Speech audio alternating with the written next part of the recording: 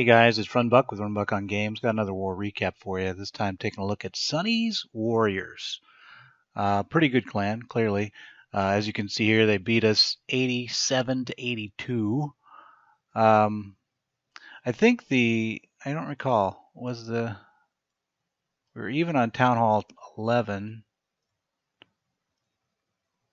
You know what they should add in the roster view is the Town Hall levels, so you can kind of glance quickly at what level people are. That would be a simple change, don't you think, Supercell? They had 9, so they had 8. Yeah, so they just straight up rolled us, I think. They had 8, we had 8, yep. So we got rolled old school in this game. But there's always things to be said or learned from any war, so let's take a look at some of the attacks we did that were good and see what we can see. The first one that I will take a gander at was at Town Hall 10. We had a nice funnel attack by Darth Khaos right here. So let's go ahead and fire that up. And it's a nice mixture of, it's a peer attack, Town Hall 10. Third attack overall on the base. But what he does interesting is he opens with an interesting cut strategy. So the baby dragon on one side recognizes that'll get him clear on that. And then his bowler, basically the HeBo, does his other cut. Now notice, this was a key moment when he got his bowlers to move in and not have to lock onto that camp. Bowlers are pretty unstable on corner movements, so if that healer bowler combo had moved out, I don't think he would have threed. But with threes, you often have to have some unstable aspects to get the mass where you want it, and then also have the early stage attack. But after he got those cuts down and flowed the rest of the mass of bowlers in, it's pretty much color by numbers at that point. He doesn't have to do much thinking beyond that. So really, I think the biggest recognition or achievement was this bowler movement, knowing or getting them to move in towards the ultimate entry point. And that's always the problem with bowlers, is to get them consolidated and moved after the initial walking phase where you try to get your value out of. So great attack by Khaos in that regard. Let's take a look at another base. The next one we'll take a gander at is actually Joe. He had 2 3-stars, 2 6-pack, if you will, both fresh hits and with dragon. So I thought it was interesting, of all the bases that were voted on to be in the recap, this was the only set that were fresh hits. So you got to give some love for that. So let's take a look at his highest one on 21 here and see what we see. All right, so here he is. So the heroes here are pretty strong. I mean, the 25-23 versus his 16-20. Oh, I got to pause. I just got a match, so hang on.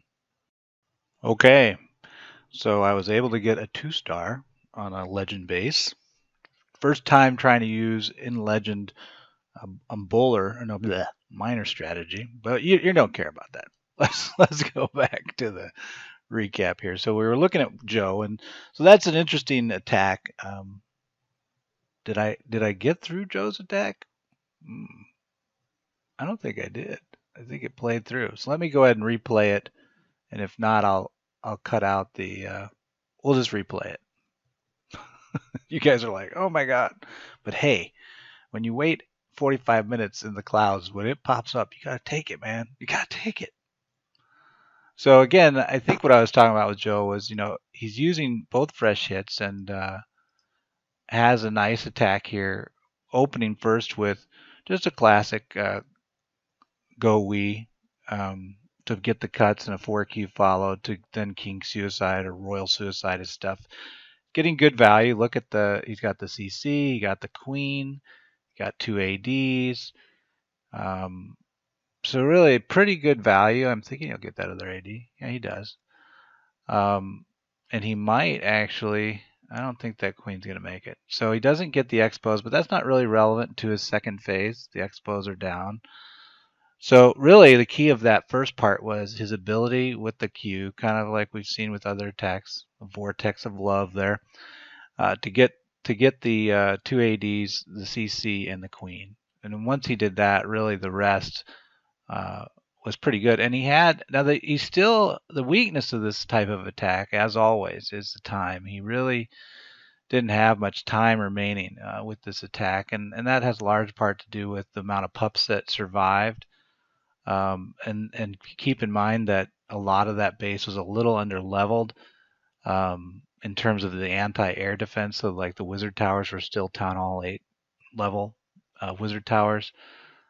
So the fact that there's this few pups left probably implies that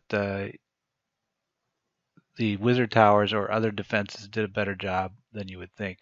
Let's take a look at the map real quick. So let's pause that. So he basically handles this part of the base with his Royal Suicide to go whiz push, but it leaves 3 of these underdeveloped whiz towers, coupled with this double archer tower as well.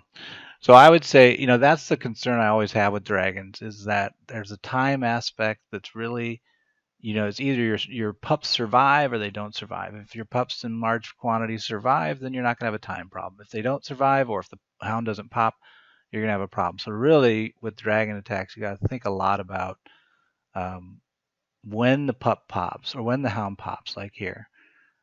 Are you going to have these AoE killers down, which would be here and here, because the pop radius would be about like this, right? So notice how this guy's out of range, yet in range of taking out this flank of the pups. And the same could be said for this guy. This flank takes out this. And then I remembered one of the hounds came down. So when this one pops, he's here, and look what he's got that can basically very quickly do a lot of damage to this whole arc of the pop area. So it's something to think about with air type attacks, is your pup survival rate and estimating where your hounds are going to pop, and kind of think about how you can help more pups survive, because they'll really mitigate the biggest issue with air, which is time. So enough on that. And then last, from our feature list on the thumbnail, back to somebody that had more of a clean type attack, we'll take a look at Jack von Jack Du. How long has it been since I've said that name? A while. He was on number 11 here. Right there. Yep. So on number 11, we'll make it 2 times speed.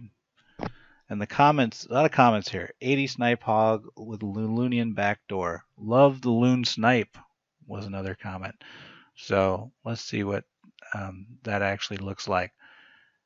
He clearly is going with some, well, interesting, the loon snipe is not often seen. And you can see right away why he's thinking that. Look at that arc of AD. So really, this half of the base does not have a solid defense against air. This half, this part. So by switching from a ground and then have an air side and a ground side, you see how I used the hogs on the one side and the air on the other? He really took advantage of how the base was laid out.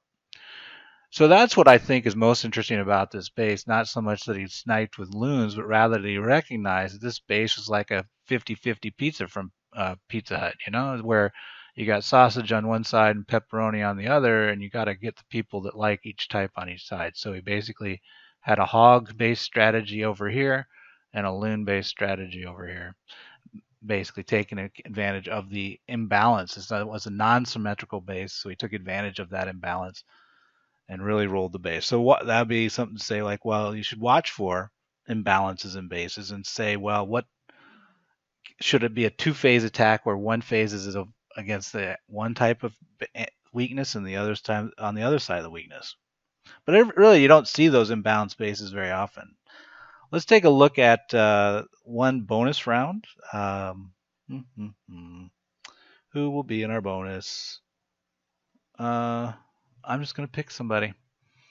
I don't like any on the list. It's too bad. Oh, should we look at snow? Looks like Snow did something here. Is it a nuke? How often have we seen a Town Hall 9 nuke? It is, no, it isn't. It's a 9.5. So let's see Snow at 4 times speed roll a 9.5. So he comes in just from the bottom with his Valks. 2 jump. Sees how he'll get the flow. Basically, I like when attacks slice the base either into thirds that way or thirds this way. Because I think it takes advantage of, if you can push one of the outer channels of the third, it gives you one flank, the outside flank, that you're not pressured by. And so you have a better survivability as long as you can have some sustain on that troop, which he got through the heal spells.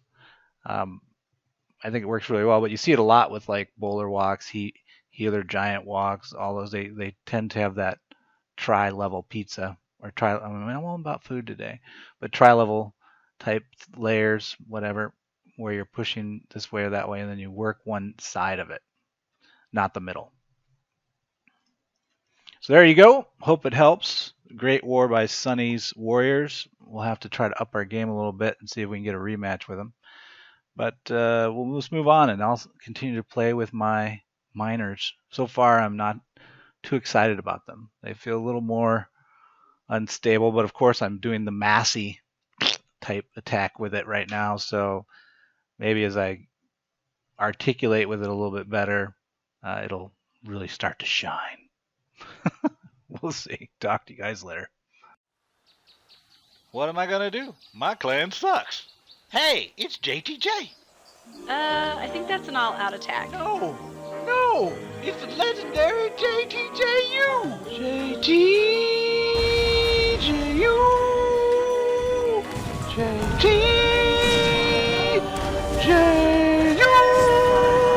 What? I like my horn. You and this army. Download Clash of Clans for free. Then subscribe to JTJU and win.